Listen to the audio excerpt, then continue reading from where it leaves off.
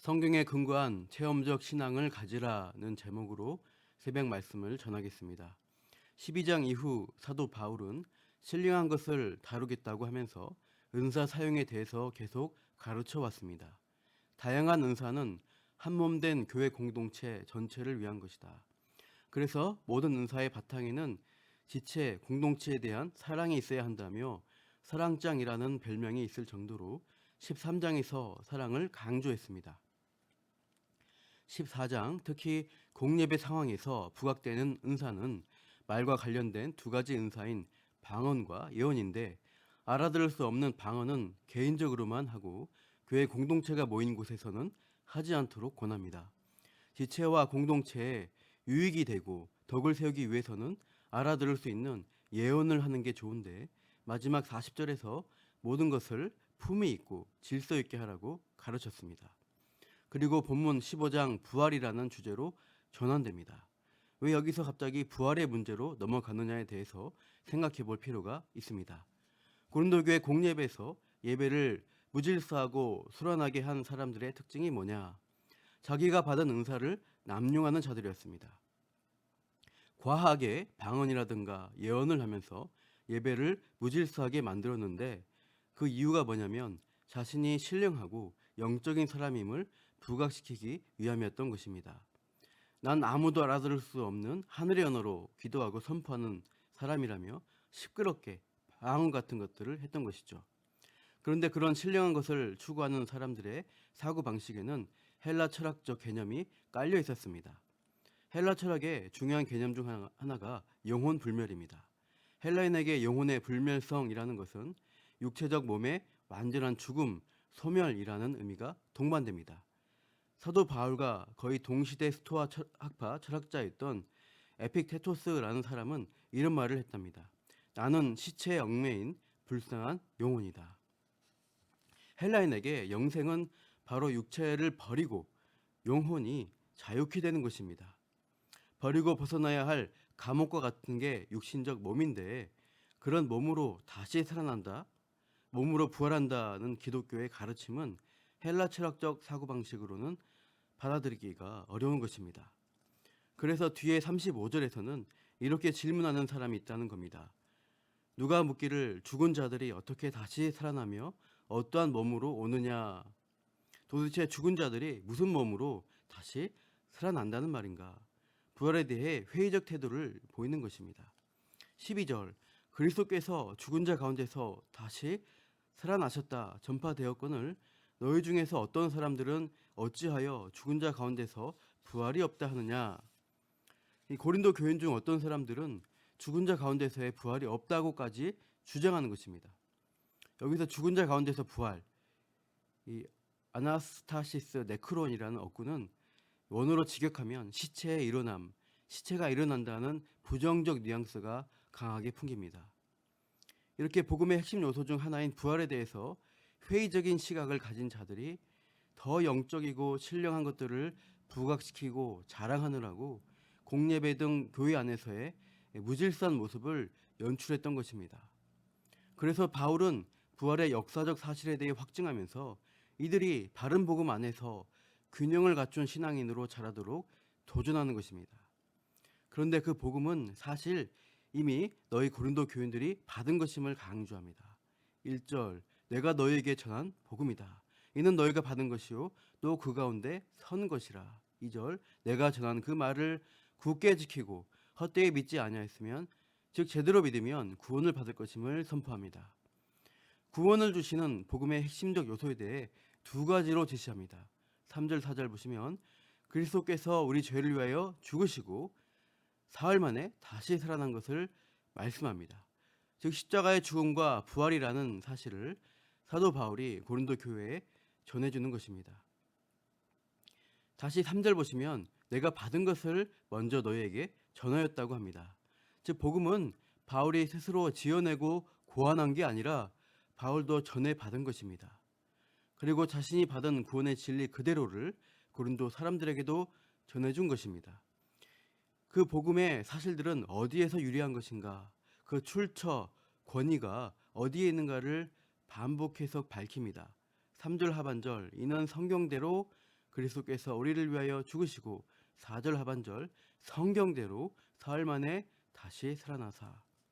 십자가의 죽음과 부활은 성경대로 이루어진 역사적 사실임을 거듭 강조합니다. 여기서 성경은 신약이 완성되기 전이므로 구약 성경을 가리킵니다.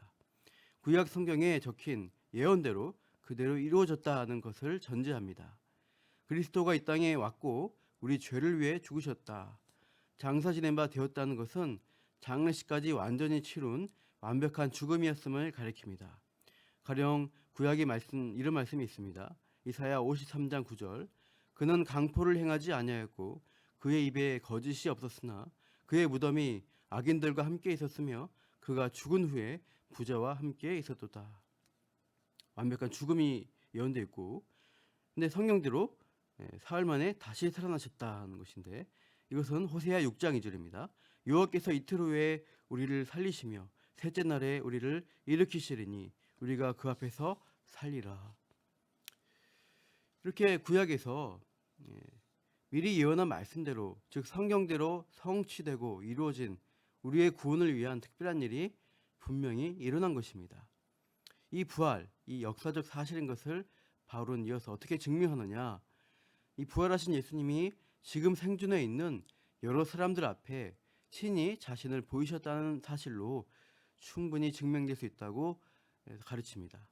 그 증인들이 누구냐? 5절 게바, 즉 베드로에게 보이셨고 그 후 12제자에게, 6절에 500여 형제에게 일시에 보이셨는데, 그렇게 부활하신 예수님을 목격한 자들이 지금까지 대다수가 살아있고 어떤 사람은 잠들었다, 즉 소천했다고 합니다. 12제자와 예수님을 따랐던 넓은 의미의 제자들을 증인으로 내세우고 있습니다. 다음 7절, 예수님의 동생 야고보에게 보셨다. 예수님 생전에 예수님의 동생들은 형이 미쳤다고 여겼습니다. 어려서부터 같이 자라온 가족이니까 더 믿기가 힘든 법인데, 그 야고보가 예수님의 부활을 목격하고 믿음을 가지게 되었고 지금 예루살렘 교회 수장까지 하고 있는 것입니다. 예수님이 죽으신 후 벌벌 떨면서 숨어있던 제자들이 부활하신 예수님을 만나고서 담대하게 복음과 부활의 증인으로 활동하고 있습니다.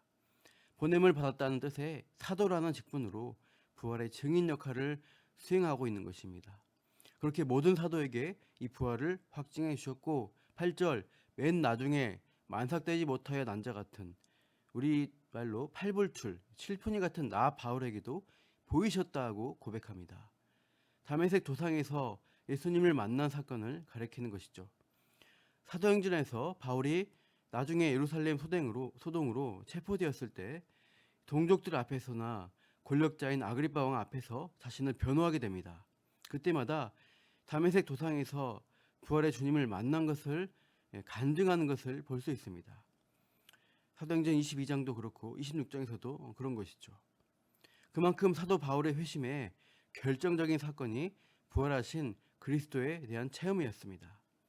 9절, 복음을 전파하는 사도 중 내가 가장 작은 자라. 왜냐?